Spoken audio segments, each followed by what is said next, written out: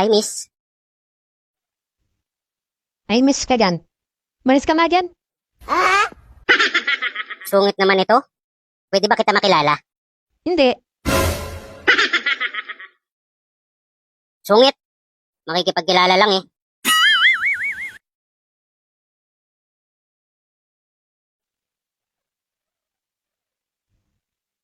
Ay, kuya. Ganda ng motor mo ah. Ako nga pala si Megan. Lakas talaga makapogi ng motor, no? Lalo natin yung kaganda. Ano pangalan mo? Ako si Larry. Nice to meet you, my Larry. Wow naman! Pwede ba kitang sakyan? Pwede ba mangkas? Pasensya na, hindi pwede. Papunta kasi ako sa barkada ko. Susuli ko tong motor niya, hiniram ko lang to eh. Ganun ba? Sige, okay lang. May boyfriend na rin man pati ako. Hinihintay ko nga siya dito eh. Pasensya na ah. Hiniram ko lang kasi tong motor na to eh. Pinapagawa ko kasi yung motor ko. Pinapalagyan ko ng mga accessories. Ganito rin yun. Talaga? Alam mo ba? Sa totoo lang, nagkakalabaw na talaga kami ng boyfriend ko na yun eh. Baka nga hindi sumipat ngayon yun eh.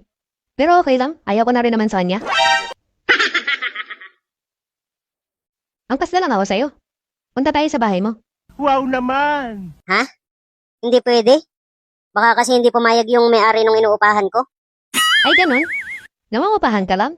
Actually, ako lang naman yung nalalamig din sa boyfriend ko eh. Pero mahal na mahal ako nun. Kaya malamang hindi ako matitiis nun.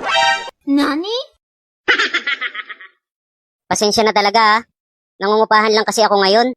Kasi hindi pa tapos yung pinapagawa kong 3-story na bahay. Wow naman! Pero finishing na lang naman. Nagpipintura na lang dun sa 5 kwarto. Ay, talaga? Actually, kahit naman mag-effort yung boyfriend ko, wala lang naman sa atin yun. Kasi nga ayaw ko na sa kanya, di ba? Teka lang miss. Parang kanina mo pa sinisiraan yung boyfriend mo sa akin ah. Ano ba talaga? Di ba may ganitong motor ka? Tapos may pinapagawa ka pang malaking bahay? Oo.